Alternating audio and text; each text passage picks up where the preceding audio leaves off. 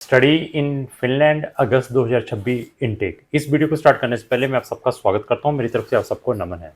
तो अगर आपने फिनलैंड में हायर स्टडीज़ के लिए जाना है अगस्त 2026 के इनटेक के लिए, तो हमारी दो डेडिकेटेड प्ले लिस्टें हैं, सक्सेस स्टोरी ऑफ फिनलैंड और स्टडी इन फिनलैंड। दोनों के लिंक मैंने डिस्क्रिप्शन बॉक्स में लगाए हैं।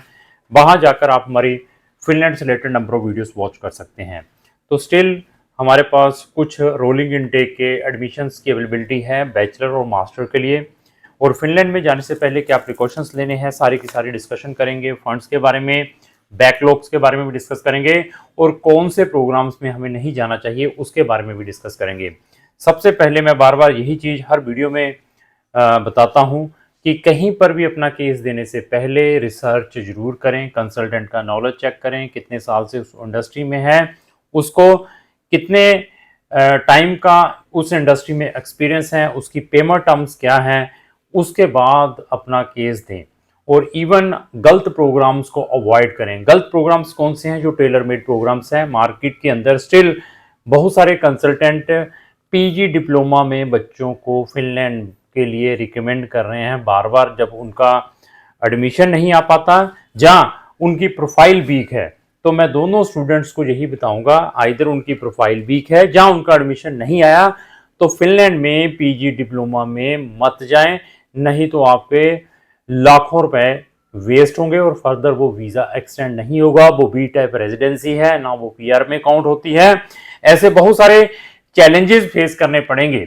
और साथ में फिनलैंड में जो बच्चे अपनी स्पाउस और डिपेंडेंट के साथ अप्लाई करना चाहते हैं, तो उनके पास पेशेंस होनी बहुत ज़रूरी है। क्योंकि मिग्री ने ये अपडेशंस दी है कि वो फैमिली रीयूनियन केसेस के लिए, स्टूडेंट डिपेंडेंट जो केसेस हैं, उनमें अप टू 1 ईयर का प्रोसेस जहां आपके डिसीजन में लगाएंगे जब आप अप्लाई करते हैं।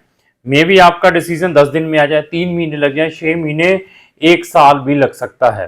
तो आपको अपने जो फंड्स हैं टिल द डिसीजन मेंटेन करने पड़ेंगे, स्टूडेंट के भी और साथ में जितने डिपेंडेंट जा रहे हैं उनके भी। इनको भी अपने माइंड में लेकर चलना है।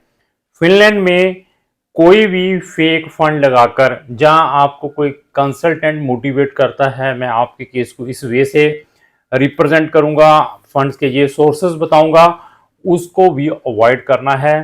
फिनलैंड गवर्नमेंट मैक्सिमम जो केस, जो रिजेक्शंस हैं ऑन द बेसिस ऑफ आपके फंड्स के कारण जो रेजिडेंसीज रिजेक्ट करती हैं।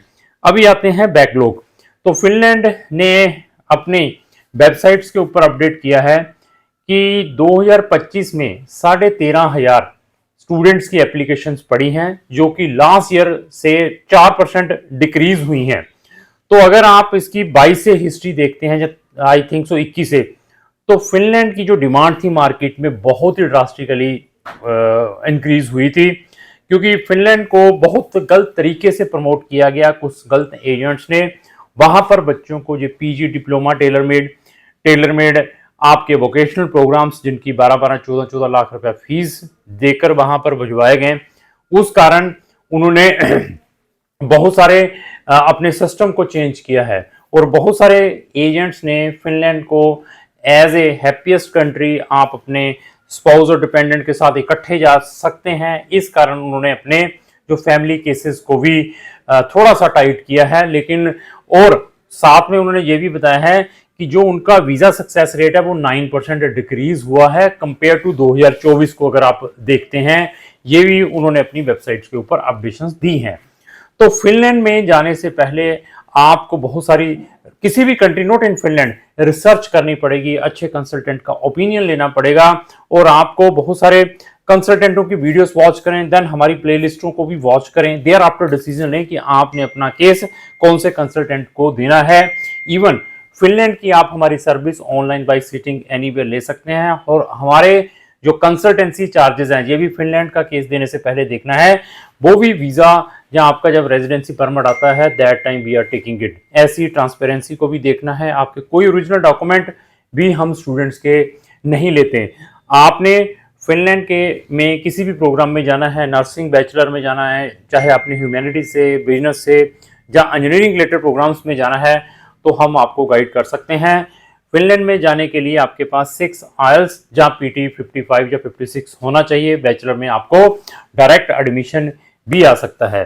तो अगर आपने और इन्फॉर्मेशन लेनी है, आपके जो पेंडिंग केसेस पड़े हुए हैं, जहां आप ऑलरेडी फिनलैंड से किसी अनदर कंट्री में रिलोकेट होना चाहते हैं, जब फिनलैंड में है, अपनी स्पाउस जहां अपने पेरेंट्स को वहां पर इनवाइट करना चाहते हैं, उनके वीजाज अप्लाई करना चाहते हैं, जब फिनलैंड में ऑलरेडी है, वहां से किसी अनदर कंट्रीज के को टूरिस्ट वीजा या यूएस का B1 B2 अप्लाई करना चाहिए, उसमें भी हम आपको सर्विस प्रोवाइड कर सकते हैं। तो लास्ट में मेरी यही रिक्वेस्ट है, अगर आपको जो मेरी वीडियो अच्छी लगी उसको लाइक एंड शेयर करना ना भूलें। Thank you.